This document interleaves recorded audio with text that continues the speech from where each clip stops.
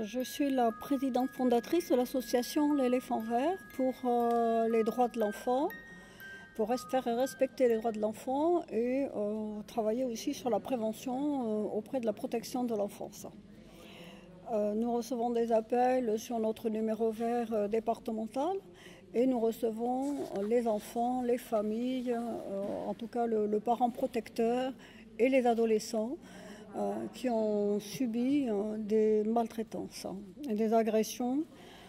Pour nos dossiers, le constat actuel, c'est que nous avons eu cette année plus de 50% de nos dossiers que nous avons ouverts représentaient des agressions sexuelles faites sur mineurs. Si on part du constat que l'adulte est dans une confusion par rapport à l'enfant qui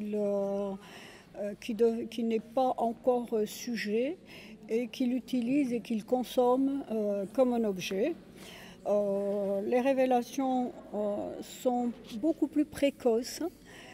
L'enfant qui a 3-4 ans n'a pas la possibilité d'élaborer du point de vue pensée que également ce qu'on lui fait n'est pas permis et que celui qui agresse l'enfant est coupable et ira en prison. L'enfant qui est tout petit n'a pas ce raisonnement et donc il va parler spontanément et il est très intéressant justement d'avoir des enfants qui lui parlent de façon précoce.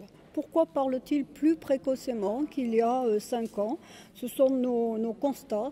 J'ai mes constats qui ont été faits sur 5 ans.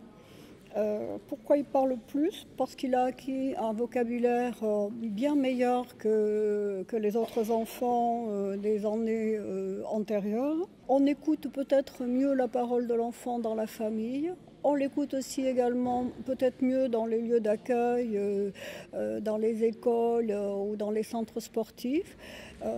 Il y a peut-être un éclairage bien meilleur sur la parole de l'enfant et ce que dit l'enfant.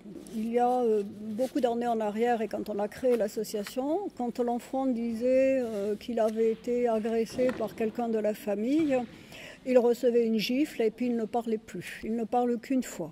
On l'écoute.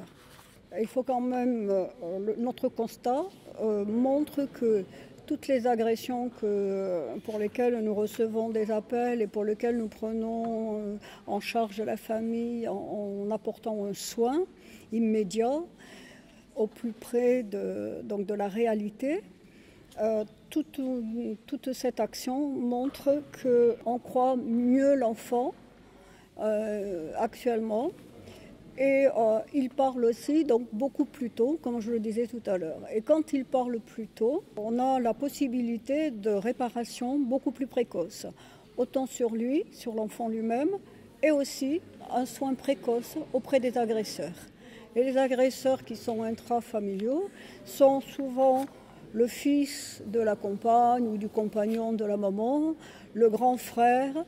Ce sont donc des adolescents. Ces adolescents qui sont pris en charge ont beaucoup moins de possibilités, entre guillemets, de devenir eux-mêmes des agresseurs, puisqu'il y aura une prise en charge précoce. Ensuite, les révélations qui ont été faites actuellement, elles ont, en 2010, si je regarde en 2010, les enfants qui révélaient des agressions sexuelles intrafamiliales, ils avaient 9 ans. En 2011, la moyenne d'âge était de 8 ans. En 2012, elle était de 7 ans. Et ensuite, en 2013, elle était de 6 ans. En 2014, la moyenne d'âge était de 6 ans. Et en 2015, l'an dernier, elle était de 5 ans. Et cette année, les premiers enfants que nous avons vus, la petite fille avait 2 ans, il y a un petit garçon donc, qui avait 4 ans. Donc j'ai l'impression que peut-être le chiffre sera encore plus bas pour 2016.